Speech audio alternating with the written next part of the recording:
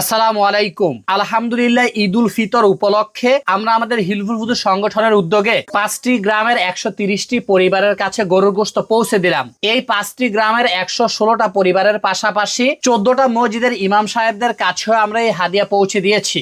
আমরা এই কাজটা করেছি রাতের বেলা, যাতে করে সুন্দরভাবে আমরা গোশতটা বিতরণ করতে পারি। তার থেকেও আরেকটা গুরুত্বপূর্ণ বিষয় ছিল, আমাদের এই লিস্টে এমন কিছু পরিবার ছিল যারা কারো কাছে কোনো কিছু চেয়ে নেন না, অথচ তারা এই জাতীয় উপহার পাওয়ার উপযুক্ত। এজন্য আমরা তাদের আত্মসম্মানের কথা চিন্তা করে রাতের বেলা চুপি চুপি তাদের বাড়িতে গোশতগুলো পৌঁছে দিয়েছি।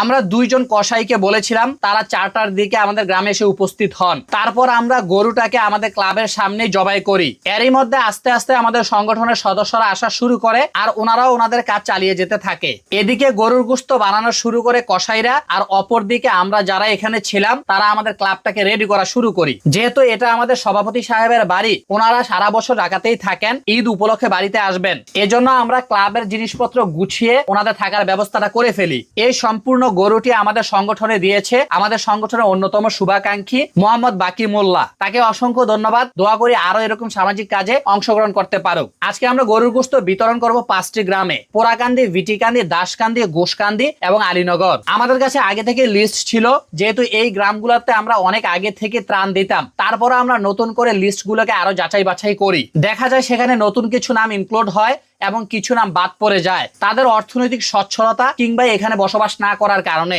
আমরা আমাদের সংগঠন থেকে আনুষ্ঠানিকভাবে কোনো ইফতার আয়োজন এখন পর্যন্ত করি নাই, কিন্তু আজকে যেহেতু সবাই এখানে কাজে ব্যস্ত থাকবে, তাই তাদের জন্য স্বল্প পরিসরে ইফতারের আয়োজন করা হয়। আমাদের একটা টিম আসরের সময় বাজারে চলে যায়, তারা ইফতারের সামগ্রিক জিনিস কিনে নিয়ে আসে। মাগরিবের আধা ঘন্টা আগে সকলে একসাথে বসে ইফতার রেডি করা শুরু করে। 2 জন কসাই সহকারে আলহামদুলিল্লাহ আমরা সকলে একত্রে বসে ইফতার করি। ইফতার এবং মাগরিব নামাজ শেষ করে পুনরায় আবার কাজের মধ্যে লেগে যাই। অলমোস্ট আরো 1 ঘন্টা কাজ করার পর আমাদের গোশত সব কমপ্লিট হয়ে যায়। তারপর আমাদের সদস্য রিফাত গোশত এবং হাড্ডি গুলোকে একত্রে মিক্স করে। আমরা আগে থেকে পাল্লা নিয়ে এসেছিলাম, কারণ আমাদের চিন্তা ভাবনা ছিল পুরো গোশতটাকে আমরা প্রথমে মাপবো।